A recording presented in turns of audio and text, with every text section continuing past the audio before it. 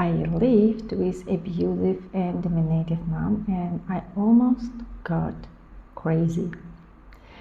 Hello everyone, my name is Sandra, and I had a really hard childhood and young ages. I lived in an abusive and physically and mentally destroying family. So actually, I don't know how I managed to stay normal person, to keep my mental health, but I did it. And I want to tell you my story in different videos.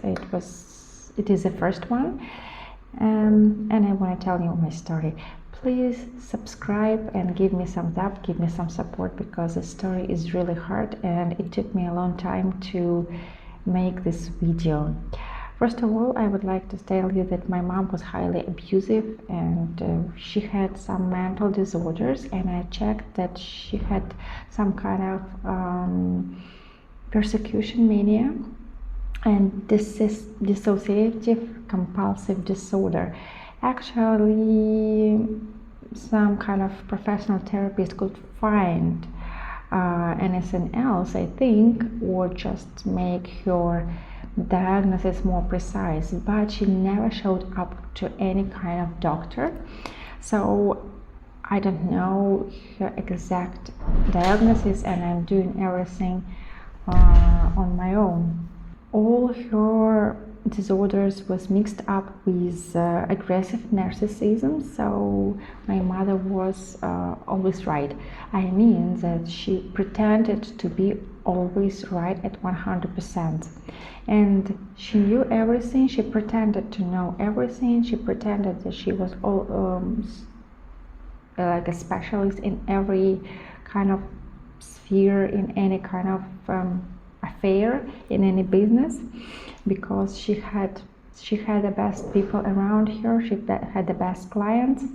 And also my grandma, her own mom, once said, my daughter, if anyone is disagree with your opinion, is disagree with you, so that person becomes an enemy for you. Why so? So my grandma didn't understand it actually. And when I met with my husband, he said me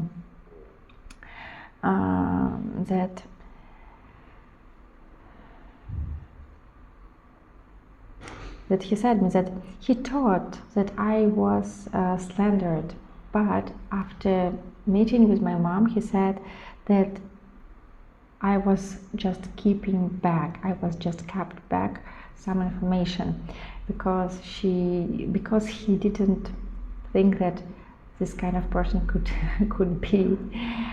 So let me tell you a little bit information about my childhood. I was born in 1987 in the Soviet Union, and I had no siblings. I had no brothers or sisters, and I lived with my mom and my dad.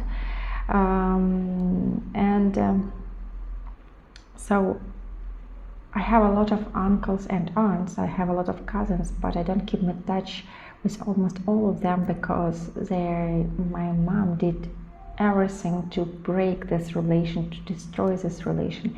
Even she hated her mother-in-law and father-in-law, and she made everything. So my father didn't attend to burials of my grandparents. For me, it was like a shock. And also, I learned that my grandmother was dead after 2 or 3 months after her burial. So I was shocked, and I called my dad asking, why didn't you tell me?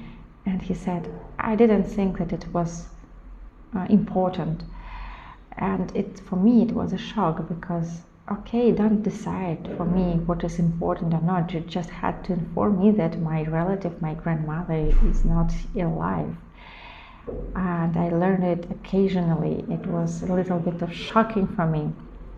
Okay, and so my mother truly believed, and she still believes, that her neighbors overhear every her word, that they follow every her movement in the apartment or around the house, and they just take a mug or take some jar, get close to the wall and just try to listen every word that they have. So that's why at home I had to whisper. Literally, I had to whisper. I couldn't talk in a loud voice because my mom said, slash it at me, so don't speak too loud, everyone are listening. Just, I said, okay, even if they're listening, what they can do to us, just, okay, let it be. But my mom was very aggressive against all neighbors and around all people that she had. So imagine I got back from school or the university, and my mom started to work at 3 p.m. So she was just doing her makeup, preparing for work, and I had to sit with her. I had to stay close to her just to listen to all her stories about her clients whom I don't know and whom I really don't want to know. And talking around all stories about her relatives or about her parents-in-law, whom she hates. So it was a brilliant childhood. Well, I think it's enough for today, and I would like you to write me a comment about this all and give me some support, and also please subscribe on me. See you next time. Goodbye.